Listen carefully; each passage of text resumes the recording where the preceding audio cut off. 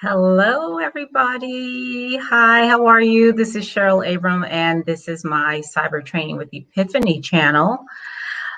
So it's late, well, early. It's like 1:05 a.m. However, I was going to wait to do this, but I said, no, let me just come on and do it right now. I have to talk to you all about something that I've been reading about and researching, okay? Cyberspace is not a warfighting domain. Now, this is a paper that was written by a United States retired Air Force general, okay? And I have the link to the entire article here in the description, but this is very interesting to me and I wanted to share it with you because if you watched the talk that I did about making human rights the center of cybersecurity and not war, okay, and protection of systems and data. I talk about a little bit about this in that talk, okay? So either go to Blacks in Cybersecurity, their YouTube page, and you'll see the talk, or I talk about it on this channel too. Okay, now I'm just going to quickly, I'm not going to go through the whole thing, but I'm just going to give you some highlights on why this retired general says that cyberspace is not a warfighting domain. Okay, it's very interesting. It's his research and opinion, and I just, I totally agree with what he's saying here. So, so let's just go through it because it's past my bedtime. All right, so now we already know that the domains of war are land, sea, air, and space. Okay. Now, DoD has just added another one, cyberspace, or the digital world, okay? And the idea is that cyberspace permeates all of those other ones, okay? So for land, you have, a very large a digital component, as well as the other ones, okay? Which is true. So they see, okay, it permeates all these other things. So it's its own domain as well. It's another place where we need to be fighting and protecting and going to war and stuff, okay? Now, the point of this article, the one that I've attached to the description, he says, understanding cyberspace as a warfighting domain is not helpful when it comes to understanding what can and should be done to defend and attack systems. All right. He's saying thinking about this as war is, we're going to be chasing hackers forever. Okay. We have to start thinking about this in a different way. Y'all, you have no idea how much I love, this article, like seriously. Okay. So some noteworthy things that he says in here. All right. He says the network systems used by countries and their militaries are designed to carry out the commands of the owner operators, okay? And this is wonderful. He says it doesn't depend on the design, but it depends on the code. So what he says is you have a system, okay? You have a system, an information system that's designed a certain way. He says the thing that brings that to life is the coding, right? The coding is what makes it real, right? And makes it work and all that, right? So I love that he said that. Another thing he says is the sounder the security design. So it's about he's going back to design. Pay attention to that because it's going to come back up. The sounder the design, the better the security of the information system.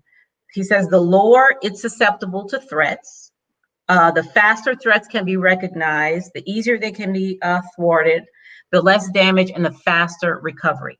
So if you have a sound design and coding, okay, within your system, then you're doing well. You're doing very, very well.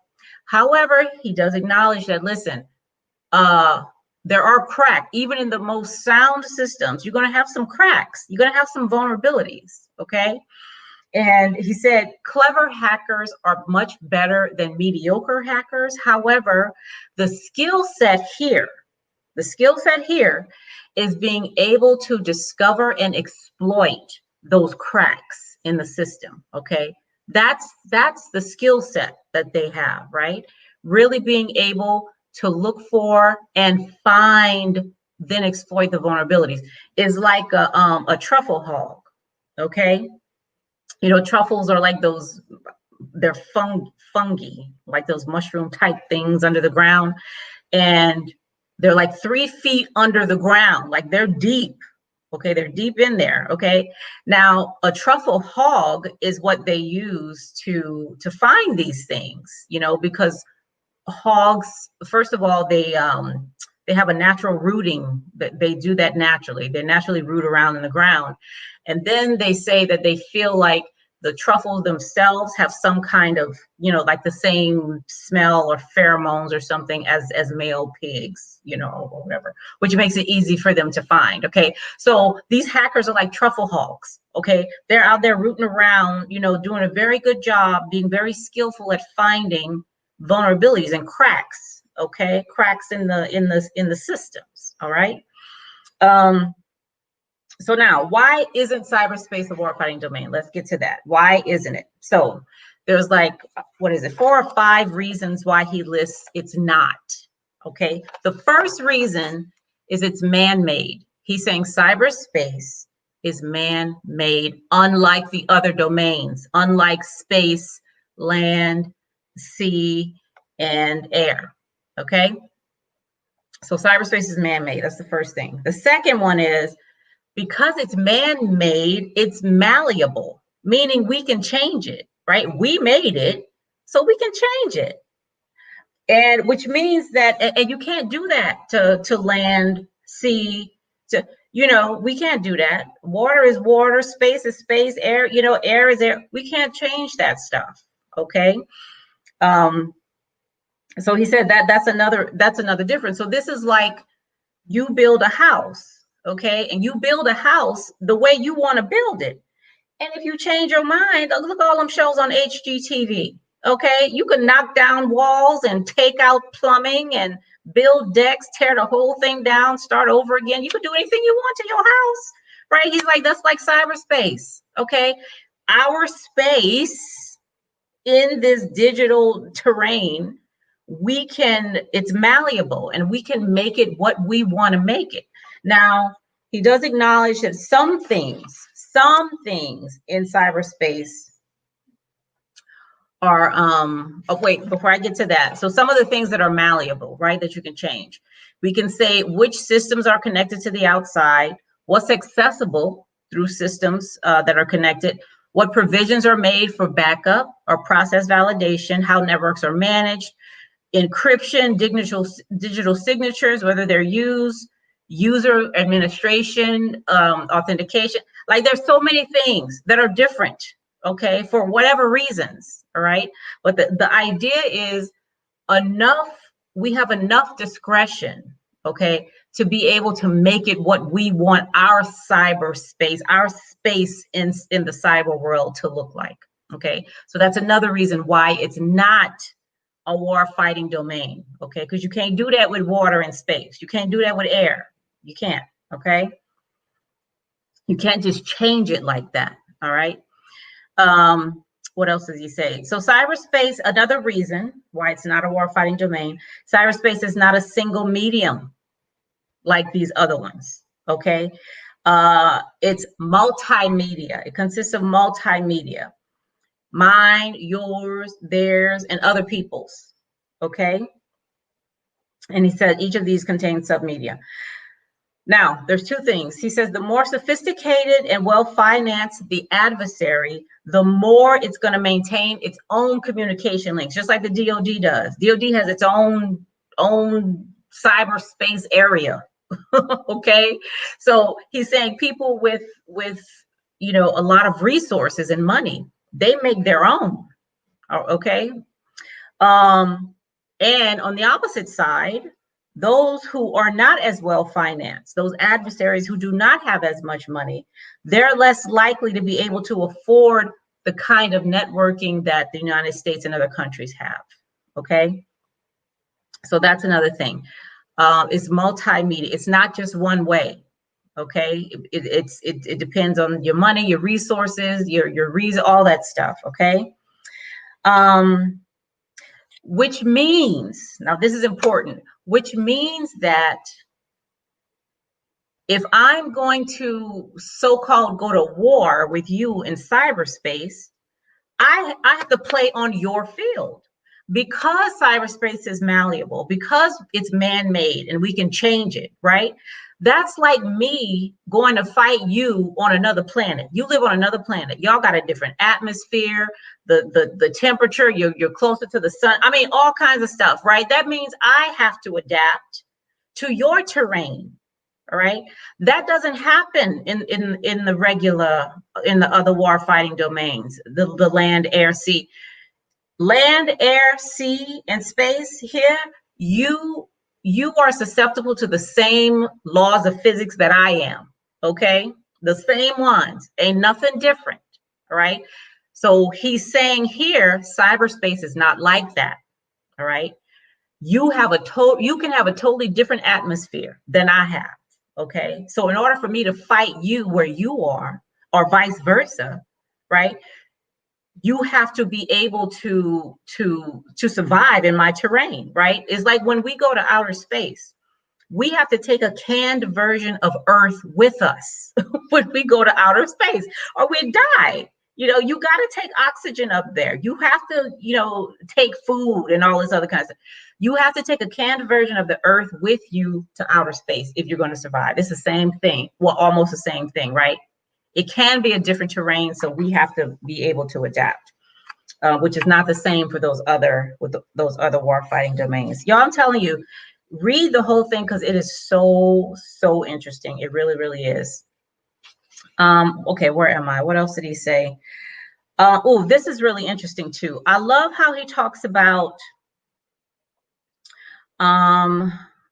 he said, as far as training goes, okay, as far as training for the people on your security team, he said, you have to determine what skill mix the domain requires. So I just talked about how, depending on your resources, your reason, and all these other stuff, your space in cyber is going to look different than somebody else's space in cyber. So what he's saying is, you need to train people and hire people who will be able to work within that terrain. Forget about, all this other stuff that we're talking about, the stand, everybody's got to have this, that, and the other thing or whatever. No, that's not what he's saying. He's saying, listen, what kind of terrain do you have? Okay. Now you get the people that you need to work in that space. That's kind of like I just wrote an article that I'm trying to get published in the cybersecurity magazine online about how we really need to look to other professions, bring people in from other professions, right? To be cyber professionals, right? So I'm a social worker. That's where I come from. I come from the social work, nonprofit, and then I got into HR, and all that stuff, right? So I'm bringing all that with me to my policy work in cyber right now. We need to get artists in here, scientists in here, car dealership people in here.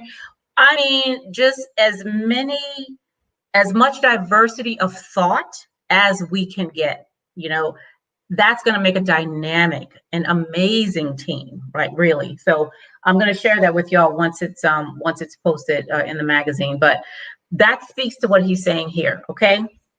And the last thing I want to talk about that he talked about in this article, he says that where is it? He says we're putting the security, what does he call it? Hold on, let me find it. He's saying we're putting the cart before the horse, okay? When we think about securing the system before we talk about the mission of the organization, okay? Is like, okay, we don't care what your mission is. We just here trying to protect systems and data, right? He's like, that's a no, cut that out, stop it right now. Don't do that, all right? That's putting the cart before the horse, okay? How are you going to protect something, right? It's not just data and a system, okay? You have a whole, and me and my partner were talking about this today, right? I told him, I was like, okay, So what happens when a hacker gets into a system? They're in there. And that's what a lot of people at these conferences are saying. They're saying there's two types of people. There are people who've been hacked and people who've been hacked but don't know it yet.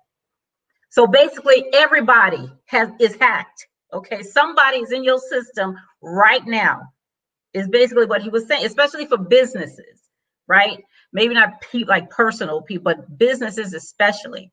Somebody is in your system. And you've read articles, I've read articles that talk about how, you know, they're in there and they've been in there for years. Years. You hear me say years? They've been in there for years and nobody even knew it, right? So my question for my partner tonight, I asked him, I said, so okay, so now they're in there. Let's say they're in there. There's somebody in your house right now. Okay, there's a robber in your house who's very clandestinely taking shit, just taking it. Okay, you don't know that he's there. You don't notice that things are missing. You might suspect something, but you're not sure. Okay, so what do? Somebody's in your house. What do you do at that point? Stop telling me about firewalls and intrusion detection and all that shit. He's in here. So what do we do now was my question. And what I specifically asked him was, can we put a honeypot inside the organization to catch this person or these people, this APT, whatever the hell is in here, okay? Insider threat is no longer just the employees, okay? It's them folks that done jumped over your firewall, you know, busted down your detection systems and all that, and they sitting pretty up in your organization, doing shit they ain't supposed to be doing. All right. How do we catch them? Who's talking about that? That's what I want to know. Okay. Anyway, I'm going off on a tangent, but what he's saying is that, you know, so the thing that he's getting to here is, let's stop concentrating so much on war. Okay, some of the stuff is going to be like that. You're going to have to protect things and keep it, you know, ain't nobody saying stop doing that.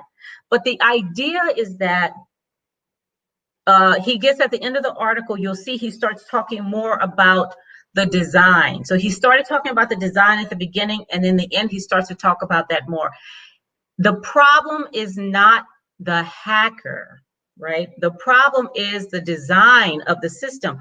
Because what he's saying is, in the other domains, when you're fighting in the Army and the Marines and the Navy and, you know, Coast Guard, you know, the Navy, the SEALs and all people jumping out plane, when you're fighting like that, what you're trying to do, you need to be stronger, right? You need to be able to have a bigger bomb than the adversary. You need more bullets, larger guns, you know, more force against what they are doing to, you know, to stop them, right? You want to keep yourself safe, but the idea of war is you got to beat the other person. Okay. He's like, that's not what's going on in cyberspace. We ain't doing that. That's not the deal. Okay.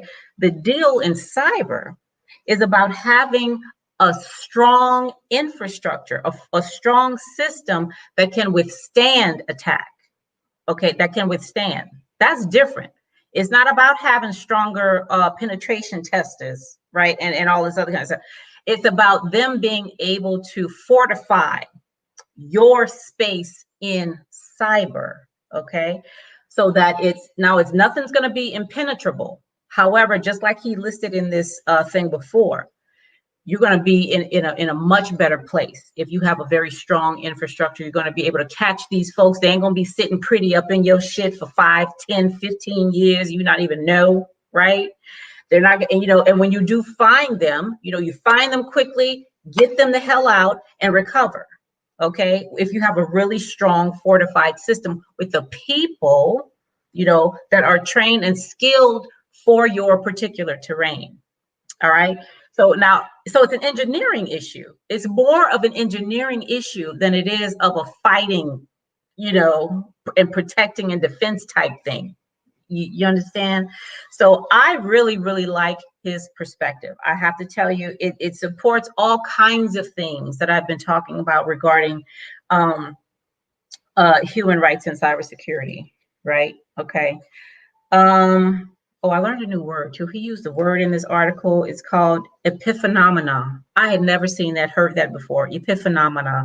And it's like things that happen secondarily to the primary thing that seem to be the cause, but it's not. It's a really cool word.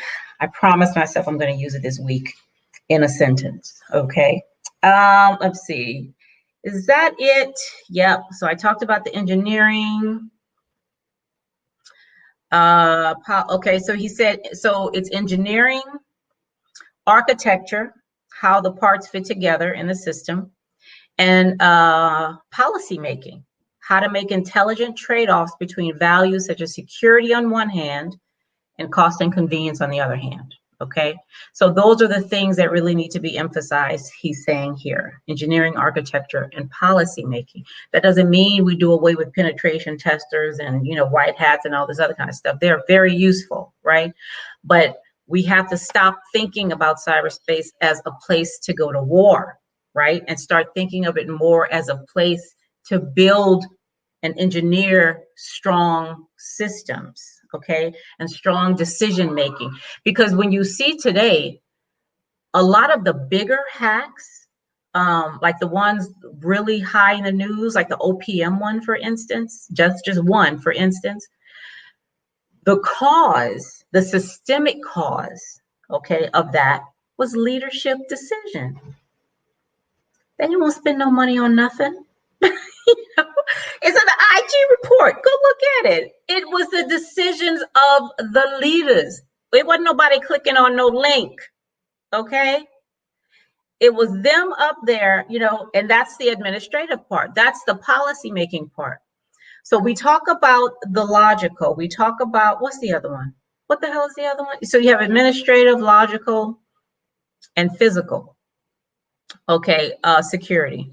We do a whole lot with the logical and physical, but when it comes to that decision making, that administrative, you know, them policies and procedures and all that stuff, that's the stuff that's getting a lot of these folks in trouble. Okay, but we're, you know, that's kind of, it seems like it's ignored almost, you know. And when something happens, what you're looking at? What was your password? Was it too weak? You know, come on now. Yeah, they need to stop that. I can't stand that. I really cannot. I can't stand it. All right, so that's all I wanted to go over with y'all tonight. You have to read this article. Please go to the link that's in the description of the video and read the entire thing. Let me know what you think. I'm going to follow this up with something else once my other article gets published. So thanks for joining me this late. I really appreciate it. And please comment in the comments and I'll be happy to respond. So I will see you guys later. What's today? Tuesday. I'll see y'all later this week with some cybersecurity news that you can use. All right. Have a good night. Bye.